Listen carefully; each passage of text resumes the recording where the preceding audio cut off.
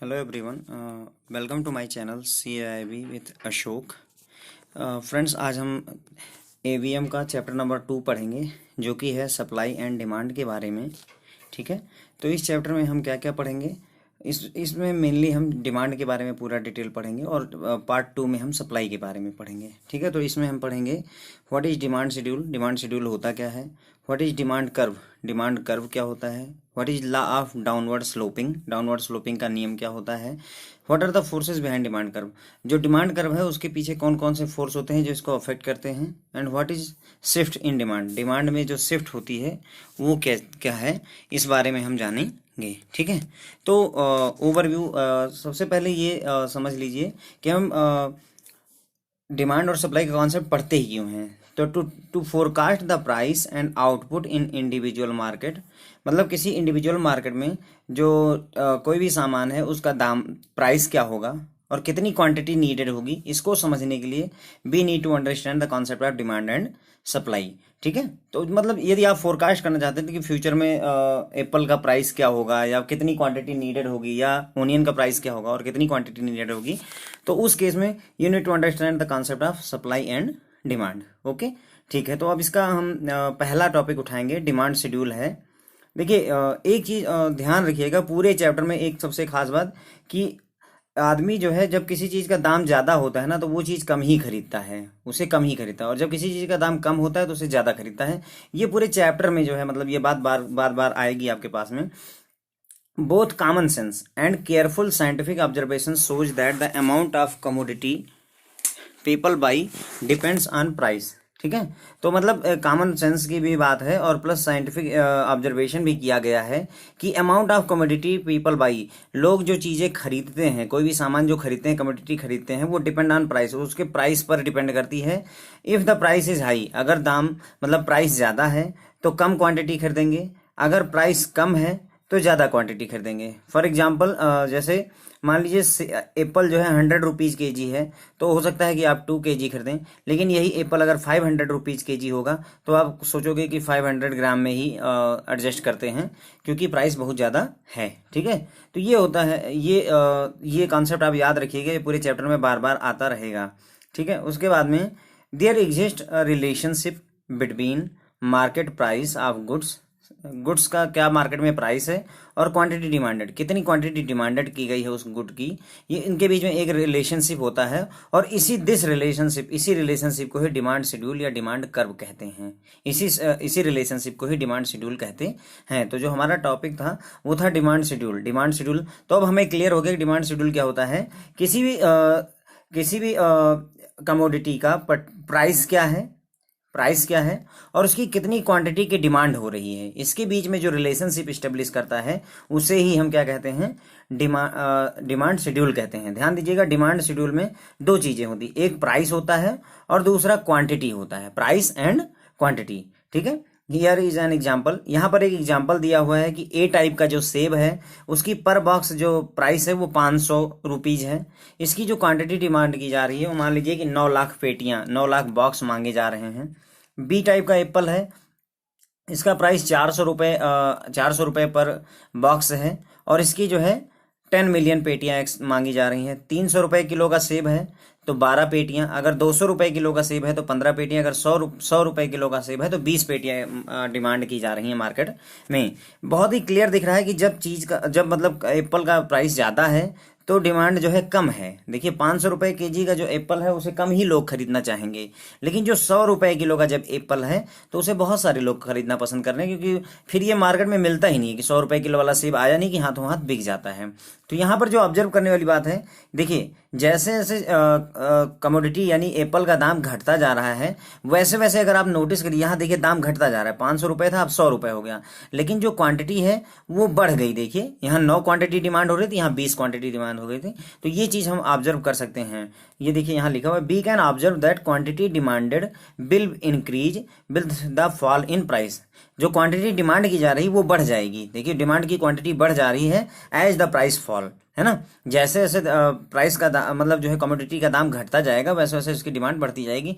ये वैसे भी प्रैक्टिकली अपनी लाइफ में भी ऐसा ही होता है। हम लोग भी जो चीज़ सस्ती होती है उसको ज़्यादा परचेज करना चाहते हैं, जो चीज़ महंगी होती है उसको कम परचेज करना चाहते हैं। ठीक है, फ्रेंड्स, मैं आप लोगों से रिक्वेस्ट करूंगा कि प्लीज़ जो है हमारा यूट्यूब चैनल ज्वाइन कर लीजिए और अपने फ्रेंड्स को भी जो है इस चैनल के बारे में बताएं, ताकि वो लोग भी इसके जो है जो सीआईबी की प्रिपरेशन कर रहे हैं उनको ये हेल्प कर सके।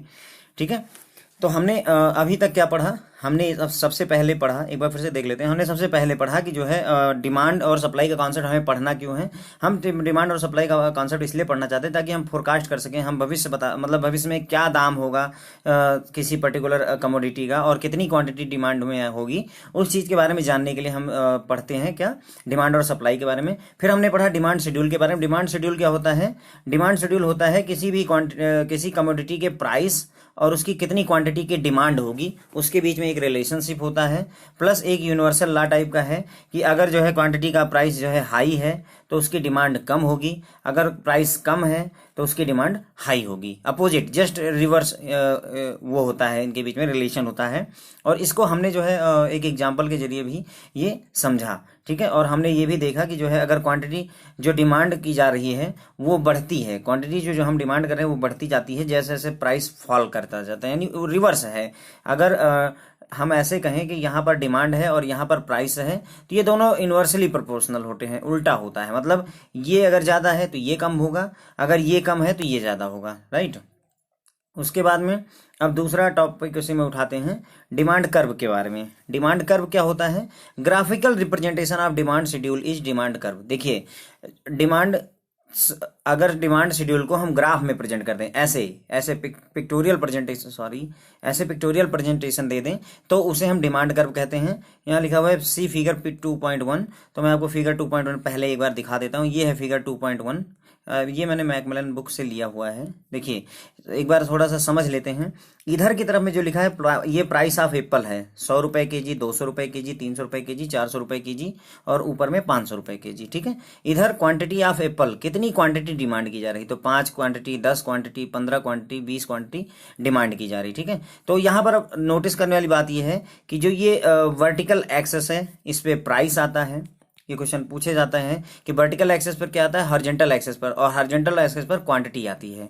ध्यान रखिएगा, पी प्राइस और क्यू क्वांटिटी। तो हॉरिजॉन्टल एक्सेस पर जो है आपका क्वांटिटी आएगा और वर्टिकल एक्सेस पर आपका प्राइस आएगा। ठीक है, उसके बाद में यहाँ पर और नोटिस करने वाली बात है, देखिए जब 500 था तो हमारी डिमांड कितनी हो रही थी, 9 पेटियों की हो रही थी। जब 400 था तो 10 की डिमांड हो रही थी। जब 300 था तो देखिए 12 की डिमांड हो रही थी। जब 200 रुपीज़ दाम था तो 15 पेटियां मांगी जा रही थी। जब 100 रुपये दाम पहुंचा तो ये सीधे 20 रुपये 20 जो है मतलब पेटियां मांगना शुरू कर दिया, पीस बॉक्सेस मांगने शुरू कर दिए लोगों ने। तो डिमांड बढ़ती गई। तो जैसे जैसे हम यहाँ नोटिस कर रहे हैं कि जैसे जैसे चीज़ों का दाम घटता जा रहा है वैसे वैसे यहाँ पर क्वांटिटी की जो डिमांड है वो बढ़ती जा रही है। एक और बात यहाँ नोट करिएगा कि इसका जो स्लोप है वो डाउनवर्ड स्लोप है। इसका जो स्लोप है वो डाउनवर्ड स्लोप है। ये क्वेश्चन पूछा जाता है कि जो डिमांड कर्व होता है उसका स्लोप कैसा होता है, तो ध्यान रखिए कि इसका डाउनवर्ड स्लोप होता है। ठीक है, अब ऊपर आते हैं और एक एक पॉइंट जो हमने वहां पढ़ा उसको एक बार देख लेते हैं कि क्या क्या पॉइंट्स हैं इसमें। देखिए, हॉरिजॉन्टल एक्सिस में क्वांटिटी ऑफ एप्पल डिमांडेड, मैंने आपको दिखाया था वहां पर कि जो हॉरिजॉन्टल एक्सिस ये एक्सेस है, यहाँ पर क्वांटिटी आ रही थी, यहाँ पर क्यू फॉर क्वांटिटी आ रही थी, और जो वर्टिकल एक्सेस यहाँ पर पी फॉर प्राइस आ रहा था। राइट, वर्टिकल एक्सेस पर प्राइस ऑफ एप्पल आ रहा था। Quantity and price are reversely related. मैंने आपको पहले ही बताया कि जो प्राइस और क्वांटिटी है वो रिवर्सली रिलेटेड है। अगर demand goes up when price goes down and vice versa, मतलब डिमांड गोज अप, चीजें ज्यादा डिमांड की जा रही है, डिमांड ज्यादा हो रही है जैसे ही प्राइस कम हुआ, है ना। ओनियन जो है, जब ओनियन 100 रुपीज के जी था तो लोग कम खरीदते थे, लेकिन जब ओनियन फिर से 12 रुपीज के जी हुआ तो लोग फिर से ज्यादा खरीदना शुरू कर दी। यही बात कह रहा है। उसके बाद में the slope of curve is downward. देखा, मैंने आपको पहले ही बताया ना कि ये जो स्लोप है इसका ये डाउनवर्ड है। मैंने आपको ये दिखाया था, the slope of curve is downward and this important property is called downward sloping demand. ध्यान दीजिएगा, ये क्वेश्चन पूछा जाता है कि जो अपना डिमांड कर्व है उसका जो स्लोप है वो कैसा है, तो डाउनवर्ड है, और इसकी इस प्रॉपर्टी को डाउनवर्ड स्लोपिंग डिमांड कहते हैं। डाउनवर्ड स्लोपिंग डिमांड कहते हैं। क्वेश्चन सीधे सीधे पूछ जाता है कि डाउनवर्ड स्लोपिंग डिमांड क्या होती है। प्लस इन्होंने ये भी बताया है कि it applies on all commodity, ऐसा नहीं सिर्फ एप्पल पर ही, एप्पल, पेट्रोल, कंप्यूटर, सारी कमोडिटी पर ये रूल लागू होता है। ठीक है, अब यहाँ पर थोड़ा सा पढ़ लेते हैं law of downward sloping. Law of downward sloping again देखिए, जो मैंने आपको बताया था, फिर से वही बात, when prices goes down people buy more, दाम कम हो गया, लोग ज्यादा खरीद रहे हैं। When price goes up people buy less, दाम बढ़ा, लोग कम खरीदना शुरू कर दिए। तो ये डाउनवर्ड, यही है लॉ ऑफ डाउनवर्ड स्लोपिंग। ठीक है, quantity demanded tend to be fall as price goes up due to two reasons. अब यहाँ पर एक स्पेशल बात करेंगे कि जब भी किसी कमोडिटी या किसी सामान का दाम ऊंचा होता है या ज्यादा हो जाता है, तो दो कारण हैं उसकी डिमांड के कम होने के। पहला कारण है सब्स्टिट्यूशन इफेक्ट होता है, दूसरा इनकम इफेक्ट होता है। मतलब जैसे एप्पल 500 रुपए किलो है, जैसे पहले 100 रुपए किलो था तो लोग ज्यादा खरीदते थे, अभी 500 रुपए किलो हुआ तो इसका कम हो, मतलब कम हो गया। उसके पीछे क्या कारण है, यही इन्होंने समझाने की कोशिश की है। तो ये हमने फिगर देख ही लिया है, यहाँ पर है सब्स्टिट्यूशन इफेक्ट क्या होता है, हम ये देखेंगे। When price of one particular, देखिए substitution, when price of one particular goods rises I will substitute other similar good for it. मतलब कहने का ये है कि अगर एक सामान का दाम बढ़ रहा है तो उसके सब्स्टिट्यूट, जो उसकी जगह पर मैं यूज कर सकता हूँ, उसका प्रयोग मैं करना शुरू कर दूंगा। फॉर एग्जाम्पल, जैसे जब मटन का दाम जो है, मटन का दाम बढ़ जाता है तो मैं ज़्यादा चिकन खाना शुरू कर देता हूँ, क्योंकि चिकन सस्ता है उस हिसाब से। तो ये सब्स्टिट्यूशन इफेक्ट हुआ। अब क्या हुआ, डिमांड मार्केट में मटन की डिमांड कम हो जाएगी, क्यों? क्योंकि लोगों ने सब्स्टिट्यूट कर लिया उसे चिकन से। तो ये है सब्स्टिट्यूशन इफेक्ट। ठीक है, दूसरा इनकम इफेक्ट भी होता है। It comes into picture when higher price reduce the demand. जब दाम ज्यादा होने से डिमांड घट जाती है तब आता है इनकम इफेक्ट का। जैसे इसको समझते हैं कैसे। For example, when price of commodity goes up I find myself somewhat poorer than I was before. मतलब जब भी किसी जैसे वही अभी थोड़े दिन पहले ही ओनियन के दाम 200 रुपीज पहुंच चुके थे, जबकि पहले वो 12 रुपीज और 20 रुपीज में होता था। ठीक है, अब अभी जो है इतना ही, कोई बहुत ज्यादा महंगा नहीं है, पर फिर भी जहां 20 में मिलना चाहिए वहां 100 रुपीज में मिल रहा है। तो समहाउ मुझे लगता है कि नहीं नहीं, इतना ये तो बहुत ज्यादा खर्चा हो रहा है। तो मैं क्या करूंगा, जब मुझे लगेगा कि मैं बहुत ज्यादा खर्चा कर रहा हूं, तो ultimately I will reduce the consumption, और मैं कंजम्पशन कम कर दूंगा। और जब मैं कंजम्पशन कम कर दूंगा, भाई कहाँ मैं 10 केजी प्याज खाता था महीने में, कहाँ मैं 2 केजी खाऊंगा, तो डिमांड अपने आप ही घट जाएगी। तो ये वही है इनकम इफेक्ट। ठीक है, तो यहाँ पर हमने ये पढ़ा, क्या नाम है आपका, लॉ ऑफ डाउनवर्ड स्लोपिंग क्या कहता है कि कभी भी जब भी किसी कमोडिटी का दाम कम होता है तो लोग उसे ज़्यादा खरीदते हैं, और जब उसका दाम ऊपर जाता है, जब उसका दाम ऊपर जाता है तो लोग कम खरीदते हैं, और जब नीचे जाता है तो उसे लोग ज़्यादा खरीदते हैं। ठीक है, क्वांटिटी, और जो हम मतलब अगर जो है क्वांटिटी जो डिमांड की जा रही है उसमें कमी कब आती है, जब उसका दाम बढ़ जाता है। और जब दाम बढ़ता है तो वो कमी क्यों होती है, एक तो सब्स्टिट्यूशन इफेक्ट होता है। लोग क्या करते हैं कि एक सामान जब उसका दाम बढ़ गया, जैसे पेन का दाम बढ़ गया तो मैं पेंसिल ट्राई कर लूंगा, है ना, या फिर जो है जैसे एप्पल का दाम बढ़ गया तो मैं बनाना वगैरह ट्राई कर लूंगा, इस टाइप का हो जाता है, उसकी जगह कुछ यूज कर लेंगे। दूसरा इनकम इफेक्ट। इनकम इफेक्ट ये होता है जब किसी चीज का दाम बहुत ज्यादा बढ़ जाता है तो मुझे अपनी इनकम कम लगने लगती है, और जिसकी वजह से मैं अपना कंजम्पशन घटा देता हूँ। ठीक है, उसके बाद में चौथा पॉइंट है इसमें, मार्केट डिमांड। मार्केट डिमांड क्या होती है, देखिए so far we have discussed about individual demand. ऊपर जितना कुछ भी हमने डिस्कशन किया है वो हमने केवल इंडिविजुअल डिमांड के बारे में बात की थी कि हाँ ये इतना सेब खरीदना चाहते हैं, इतना सेब इतने का प्राइस है और ये वो। लेकिन मार्केट डिमांड जो होती है वो इंडिविजुअल डिमांड पर नहीं जाती। Market demand represent the sum of all individual demands. हर एक इंडिविजुअल की डिमांड को अगर जोड़ दिया जाए तो जो बनेगा उसे हम मार्केट डिमांड कहेंगे। Market demand curve is found by adding together the quantity demanded by all individual at each price. हर एक प्राइस लेवल पर हर एक इंडिविजुअल ने जितना डिमांड किया है उसको ऐड करके मार्केट डिमांड बनती है। जैसे मान लीजिए 200 रुपीज पर मान लीजिए 8 बॉक्स की डिमांड है, 100 रुपीज पर 6 बॉक्स की डिमांड है, 50 रुपीज पर मान लीजिए 17 की डिमांड है, 16 की डिमांड है। तो अगर हर ये एक इंडिविजुअल की है, ऐसे ही बहुत सारे इंडिविजुअल होंगे, उनकी अपनी डिमांड होगी, और ये सारा कुछ अगर हर ईच प्राइस लेवल पर हर एक की डिमांड हम जोड़ दें और फिर फाइनली इनको सबको जोड़ दें तो वही बनता है आपका मार्केट डिमांड। ठीक है, आगे है market demand also follow the law of downward sloping. ठीक है, तो मार्केट जो डिमांड है, जो डिमांड स्लो कर्व था या डिमांड शेड्यूल था, वो तो लॉ ऑफ डाउनवर्ड स्लोपिंग तो फॉलो कर ही रहा था। क्या मार्केट डिमांड भी करता है? हाँ, तो मार्केट डिमांड भी law of downward sloping follow करता है। और ये क्वेश्चन पूछा जा चुका है कि market demand follow the which rule, तो डाउनवर्ड स्लोपिंग रूल फॉलो करता है।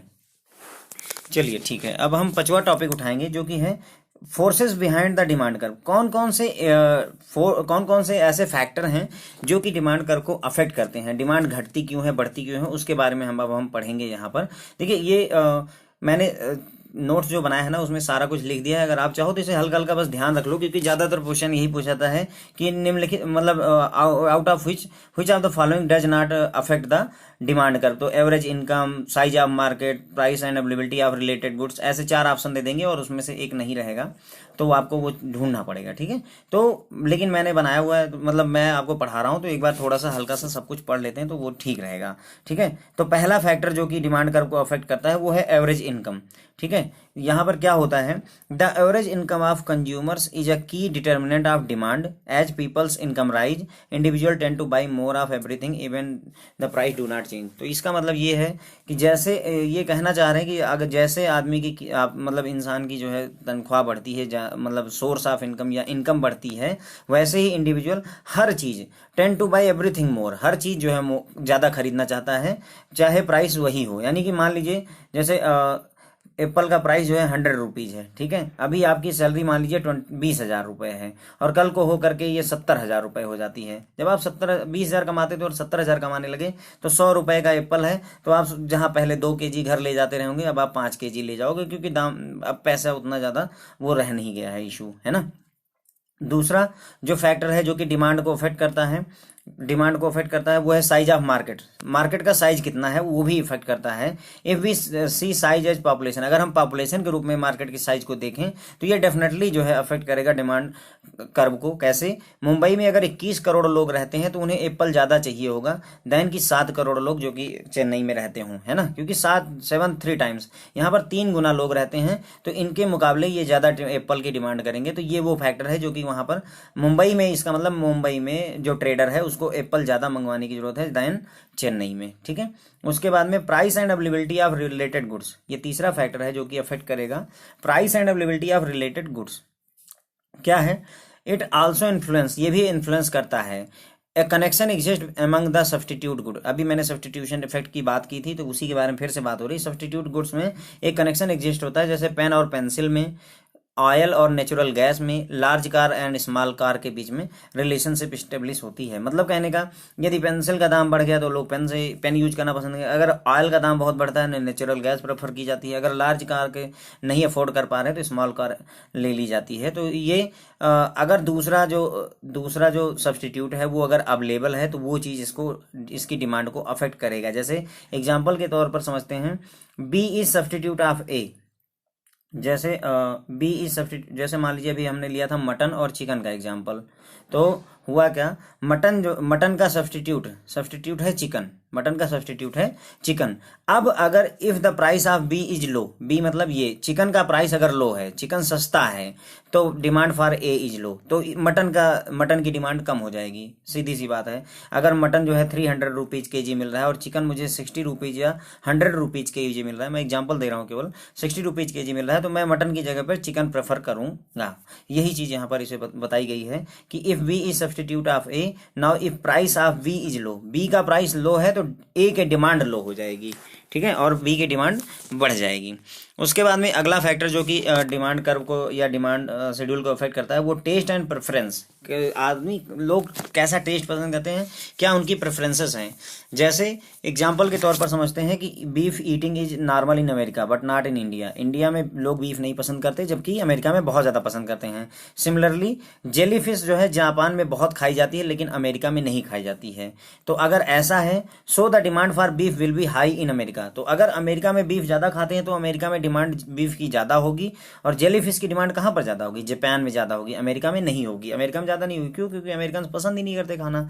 तो ये हो गया आपका कौन सा factor? Taste and preference factor हो गया। ठीक है, उसके अलावा कुछ स्पेशल इन्फ्लुएंस भी हैं, स्पेशली इन्फ्लुएंस करने वाले फैक्टर्स भी हैं।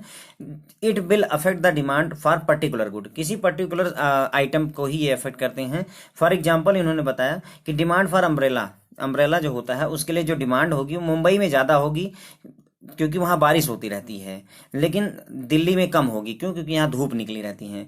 एसी की जरूरत कब होगी, एसी की डिमांड कब ज़्यादा होगी? जब मौसम गर्म होगा। ठंडे मौसम में एसी कोई नहीं खरीदेगा या बहुत कम लोग खरीदेंगे। ठीक है। इसके अलावा expectation about future economic condition, future में इकोनॉमिक कंडीशन कैसी होंगी, लाइक प्राइस, प्राइस मतलब हो सकता है दाम बढ़ जाए, तो ये भी डिमांड को इम्पैक्ट करता है ना। मतलब फ्यूचर में जैसे हमें लगता है कि अभी जैसे लॉकडाउन वगैरह हो गया है मान लीजिए, तो चीज़ों के दाम बढ़ने की हमें उम्मीद है, ऐसा लगता है, तो उस केस में भी डिमांड उस चीज़ की बढ़ जाती है। ठीक है। ओके। तो हमने यहाँ पर पढ़ा कि कौन कौन से forces behind the demand curve, कौन कौन से फोर्स हैं जो कि डिमांड कर्व को अफेक्ट करते हैं। पहला था इनकम, एवरेज इनकम, लोगों की इनकम बढ़ेगी, उस चीज़ की वो डिमांड बढ़ा देंगे। मार्केट का साइज, अगर ज़्यादा लोग उस इलाके में रहेंगे तो वहाँ पर चीज़ों की डिमांड ज़्यादा होगी देन जहाँ पर कम लोग होंगे। Price and availability of related good, अगर जो है सब्सटीट्यूट अवेलेबल है तो लोग सब्सटीट्यूट को ज़्यादा प्रेफर करेंगे देन की ओरिजिनल कमोडिटी को। फॉर एग्जाम्पल मैंने मटन और चिकन का एग्जाम्पल बताया था। टेस्ट और प्रेफरेंस भी अफेक्ट करता है डिमांड को। टेस्ट जैसे अमेरिका में जो है लोग बीफ खाना पसंद करते हैं, लेकिन जापान में जेली फिश खाना पसंद करते हैं, तो जापान में जेली फिश की डिमांड ज़्यादा होगी और अमेरिका में बीफ की डिमांड ज़्यादा होगी। स्पेशल इन्फ्लुएंस कौन से फैक्टर हैं? अगर ये मतलब किसी पर्टिकुलर एक आइटम को ही अफेक्ट करते हैं, जैसे मान लीजिए अगर जब बारिश ज़्यादा होगी तो हम अम्ब्रेला खरीदेंगे, अदरवाइज नहीं खरीदेंगे, है ना। अगर मौसम गर्म होगा तो हम एसी वगैरह परचेज करेंगे, उसकी डिमांड बढ़ जाएगी। अगर कूल वेदर है तो हम नहीं प्रेफर करेंगे। इसके अलावा अगर जो है मतलब हमें लगता है कि फ्यूचर में जाकर के इकोनॉमिक कंडीशन या प्राइस वगैरह बढ़ सकता है, तो फिर हम डिमांड उस समय बढ़ जाती है। ठीक है। ये अब अगला पॉइंट उठाएंगे, शिफ्ट इन डिमांड। देखिए शिफ्ट इन डिमांड होता क्या है, ये थोड़ा सा ऐसे लैंग्वेज में समझ लेते हैं। एक्चुअली जैसे मान लीजिए ये था डिमांड, हमें ऐसे डिमांड कर रहे थे अभी कि मतलब ये हमारी डिमांड है। ठीक है। मान लीजिए कि 200 रुपये का कोई 200 रुपये केजी एप्पल चल रहा था, तो हम 10 पीस कह रहे थे। जब 100 रुपये केजी चल रहा है तो मान लीजिए हम 20 पेटी या 20 पीस मांग रहे हैं। अब हुआ क्या कि इस जो ये कमोडिटी इसका प्राइस ना बढ़े, प्राइस ना चेंज हो, लेकिन फिर भी जो है हम इसका जो डिमांड है वो बढ़ा दें कोई और फैक्टर की वजह से, किसी और फैक्टर की वजह से। मतलब अब हम 200 रुपए में 10 केजी मांग रहे हैं, तो वो हम 25 केजी मांग रहे हैं, या 25 पेटी मांग रहे हैं, 25 बॉक्स मांग रहे हैं। और जो 100 रुपए में 10 आइटम मांग रहे थे हम, वो अब मान लीजिए 50 आइटम मांग रहे हैं। तो प्राइस सेम है, प्राइस विल बी फिक्स, लेकिन फिर भी जो है डिमांड जो है बढ़ जाए अगर, तो उसे ही शिफ्ट इन डिमांड कहते हैं। We will say that demand curve shifts only, हम कहेंगे कि डिमांड कर्व शिफ्ट केवल तभी करता है when it is influenced by any other fact than its own price. अपने खुद के दाम के अलावा किसी और फैक्ट से ही अगर अफेक्ट होता है तो उसे हम कहते हैं कि डिमांड कर्व शिफ्ट हुई है। ठीक है। ये है फिगर, देख लीजिए। जैसे इस फिगर से अब आपको ज़्यादा क्लियर हो जाएगा। यहाँ पर देखिए, जैसे पहले ऑटोमोबाइल्स का प्राइस दिया हुआ है, यहाँ पर इन्होंने प्राइस दिया हुआ है और यहाँ पर क्वांटिटी दी हुई है, कितनी क्वांटिटी हम डिमांड कर रहे हैं ऑटोमोबाइल की, मतलब कार वगैरह परचेज करने की। यहाँ पर ये मान लीजिए 2 लाख का है, ये 4 लाख, ये 6 लाख, ये 8 लाख। यहाँ 4 piece, 8 piece, 12 piece, 16 piece, 20 piece, 24 piece, ऐसे हम डिमांड कर रहे हैं। तो कोई एक चीज़ ले लेते हैं। देखिए ये 6 जो है, जब 6 लाख की जो कार थी वो पहले हम 12 खरीदते थे, लेकिन अभी जब डिमांड में शिफ्ट हुई है तो हम ये 20 खरीदना शुरू कर दिए हैं। देखिए प्राइस सेम है, जो कहने की बात है वो ये है कि प्राइस 6 ही लाख है, लेकिन हमने क्या किया, 12 लाख की जगह पे 12 कार खरीदने की जगह पे लोग 20 कारें खरीदने शुरू कर दिए। तो ये जो शिफ्ट हुई है बिना प्राइस के चेंज हुए, किसी और फैक्ट की वजह से, किसी और फैक्टर ने इन्फ्लुएंस किया है कि अभी ज़्यादा खरीद रहे हैं, तो उसे ही हम शिफ्ट इन डिमांड कहते हैं। ठीक है। Let us see with an example how the change on non price variable. Non price variable मतलब प्राइस के अलावा कोई और वेरिएबल है जो डिमांड कर्व को शिफ्ट कर रहा है।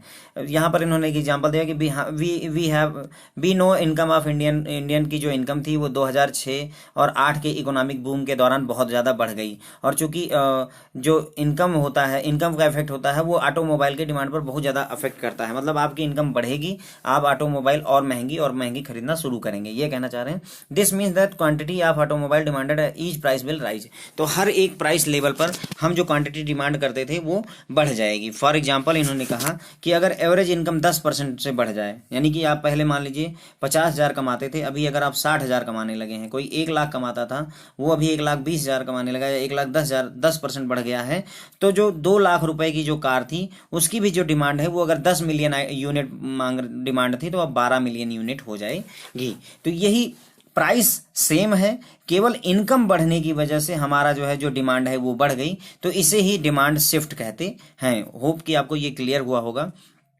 This would be shift in demand curve, demand curve में ये शिफ्ट होगी because the increase in quantity demanded reflects factor other than goods on price. मतलब जो कमोडिटी है या गुड्स है उसके खुद के प्राइस के अलावा किसी और फैक्टर की वजह से अगर डिमांड बढ़ जाए तो उसे ही इनका मतलब है कि ये जो है हम कहें क्या कहेंगे, उसे डिमांड शिफ्ट कहेंगे। ठीक है, यहाँ पर ये एग्जाम्पल के तौर पर हमने ये चीज़ देख ली है। बात ये ध्यान रखिएगा कि हमेशा जो ये वर्टिकल कर्व होता है यहाँ पर प्राइस लिखा होता है, और जो ये हॉरिजॉन्टल कर्व होता है यहाँ पर क्वांटिटी लिखी होती है। और एक और बात कि जो डिमांड होती है, डिमांड कर्व या डिमांड शेड्यूल होता है, उसमें हमेशा जो रिलेशनशिप होती है वो प्राइस और कमोडिटी के बीच, सॉरी क्वांटिटी के बीच में होती है। ठीक है, तो इस पर ये हमारा लेक्चर 1 खत्म होता है, और हम पार्ट 2 में क्या पढ़ेंगे उसको भी मैंने यहाँ लिख दिया है कि what we will study in part 2। What is supply schedule, जैसा वो सारे टॉपिक इसमें भी हैं। What is supply schedule, what is supply curve, supply curve क्या होता है, what are the forces behind supply curve, supply curve के पीछे फोर्स कौन कौन से हैं, what is shift in supply, supply में शिफ्ट क्या होती है, and what is equilibrium in demand and supply. तो डिमांड और सप्लाई के बीच में ये जो इस्टेब्लिशमेंट होता है, इक्विलिब्रियम होता है, ये क्या चीज़ होती है, इसके बारे में हम पार्ट 2 में पढ़ेंगे। ठीक है, okay, thank you so much.